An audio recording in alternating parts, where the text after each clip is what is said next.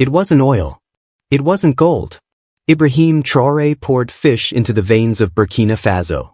150 tons, tilapia, carp, catfish, dumped in a single day. Rivers once silent suddenly rippled with silver. Soldiers guarded the boats. Villagers cheered on the banks.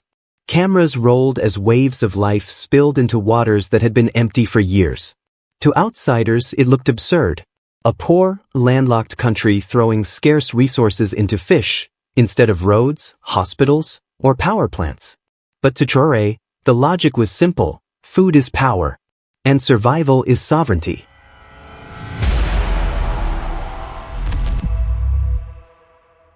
For decades, Burkina Faso depended on frozen imports trucked in from coastal neighbors. Local rivers were barren.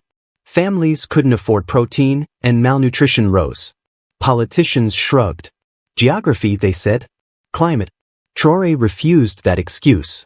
The fish release wasn't charity, it was defiance. Each tilapia was a statement: we won't beg for food at foreign ports. In a country where drought burns the fields and hunger becomes a weapon, filling rivers with life meant more than meals. It meant dignity. Critics mocked it as a stunt.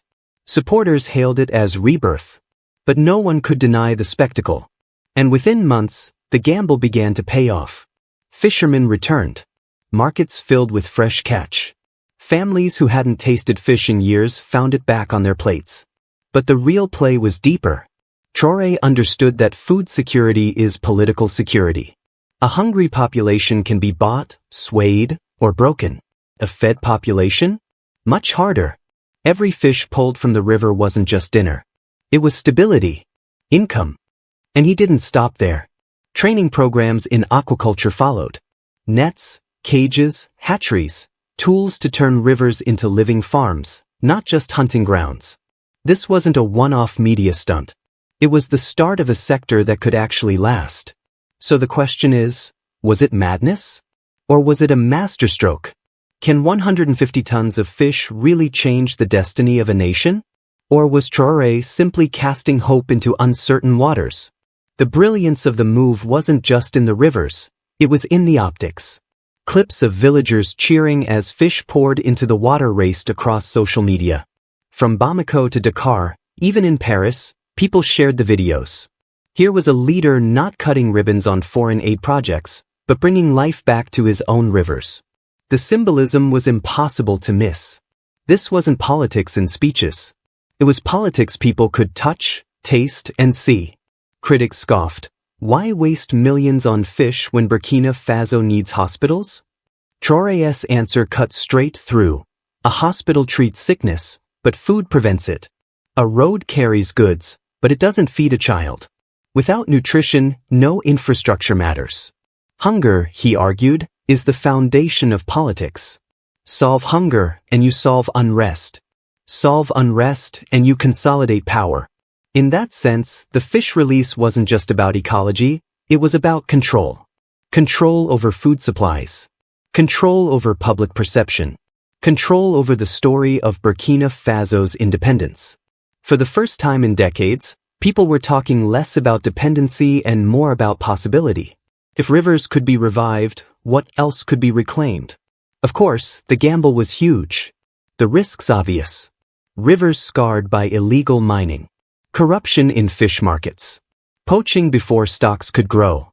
But the act planted a seed too strong to uproot, that sovereignty could be rebuilt not with guns or foreign aid, but with rivers, nets, and the audacity to bet on life itself. The release turned into a continental talking point. If Burkina Faso could do this, why couldn't others? On that day, the rivers became a theater of power. Soldiers stood guard. Villagers crowded the banks. Ministers watched as tanks opened and shimmering waves of tilapia, carp, and catfish flooded the currents. For a country long associated with drought and despair, the images hit like a shockwave. And the reactions split instantly. Opposition leaders called it childish. Economists abroad dismissed it as unsustainable, doomed by climate and pollution. International headlines mocked it as reckless. But in the villages, reality was different. Fishermen who had nearly abandoned their trade found nets growing heavy again. Women who once bought frozen imports from Côte d'Ivoire sold fresh, local fish at markets. Children who had grown used to starch-heavy meals suddenly had protein on their plates. So was it reckless, or was it revolutionary? A stunt, or a strategy? Ibrahim Traoré had wagered that a nation's dignity could be stocked back into its rivers. And the bet, for now, was paying off. What outsiders mocked as theater, Burkinabe villagers lived as reality, life flowing back into their rivers. The release of 150 tons of fish wasn't just about ecology. It was about survival. Suddenly, markets that once depended on pricey frozen imports buzzed with fresh catch. Women smoked and salted tilapia pulled from the water that morning. Families who had lived on sorghum alone now had protein on their plates. You didn't need a policy paper to see the change, you could taste it. The impact ran deep. Young men who had left for cities began returning, nets in hand. Fishing was no longer a relic, it was a trade again. Along riverbanks, communities built cages, shared profits, and trained in aquaculture. Women formed networks to process and distribute fish, pushing it into even the most remote markets. A presidential gamble was turning into grassroots entrepreneurship. Schools felt it too. Traoré's government tied nutrition programs to the new supply. Smoked fish found its way into school meals. Teachers noticed sharper focus, higher attendance, more energy. The rivers weren't just feeding villages, they were fueling the next generation's minds. Politically, the effect was explosive. For decades, politicians promised change and delivered little. This was different. People didn't need speeches, they could see the results in their kitchens, in their nets, in their children. That direct link between policy and survival built loyalty critics struggled to challenge. The psychology shifted. For the first time in years, Burkinabe citizens spoke less of dependency and more of possibility. Elders told the youth, independence isn't just a flag, it's feeding your people with your own resources. The rivers had become symbols of dignity. And the ripples spread outward. Niger, Mali, Togo, all sent envoys to watch.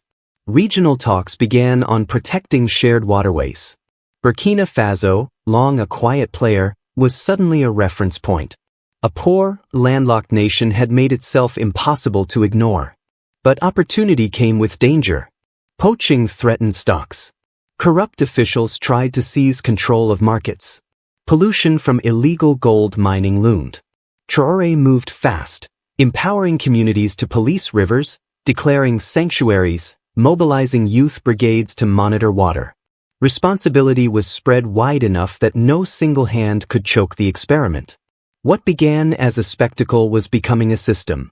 The rivers, once silent, now carried a new current, not just fish, but the idea that sovereignty could be rebuilt with life itself. Even with safeguards in place, doubt never disappeared. Critics warned the rivers couldn't handle rising demand. Foreign suppliers quietly lobbied against the policy, worried about losing a lucrative market.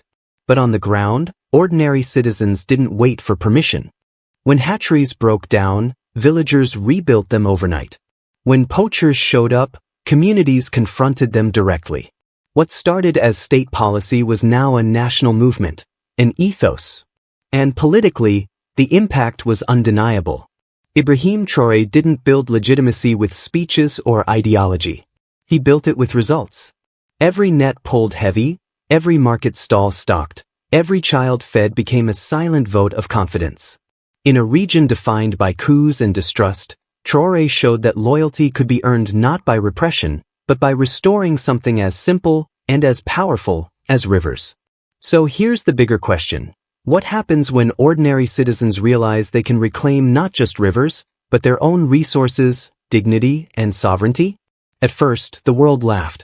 Washington, Brussels, Paris, all dismissed the fish release as populist theater. But the laughter faded as the numbers rolled in. Imports were dropping. Markets were stabilizing.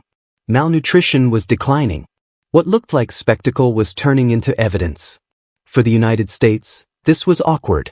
Officially, Washington champions food security in Africa. But real independence means less reliance on aid, less leverage for donors, and fewer markets for American agribusiness. Suddenly, think tanks were asking, Is this a model that could spread across the continent? Europe was even more uneasy. Economists called the project unsustainable, citing fragile ecosystems. Yet European trade groups saw the threat clearly. If one small, landlocked country could cut its imports and inspire its neighbors, billions in exports could be at risk. Fish diplomacy, once a joke, was beginning to look like economic disruption. Inside Africa, the response was very different. Youth movements in Mali, Niger, and Nigeria hailed Traoré as an innovator. Social media amplified his message, casting him not just as a national leader but as a continental strategist. At the African Union, his words hit like a challenge. We do not need food aid. We need to breed our rivers, feed our people, and free our sovereignty. For many Africans, it was a rare moment of pride, a reminder that solutions don't always come from abroad. And while global media struggled to decide whether Traoré was reckless or visionary, one thing was clear.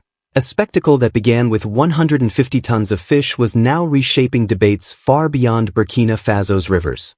The image was unforgettable, a young African leader on a boat, not begging for loans in foreign capitals, but releasing life into his own rivers. It was a picture designed to break stereotypes of dependency, and it worked. For ordinary Americans watching from afar, it raises a bigger question. If sovereignty can be reshaped not through war or debt, but through food security, what does that mean for the global order? Can something as simple as fish undermine systems built on reliance? And if it spreads, will the West adapt or resist? The US has faced moments like this before. The oil shocks, the financial crashes. Each time, Americans were forced to rethink their place in the world. Today, it may be Africa that's writing the next chapter.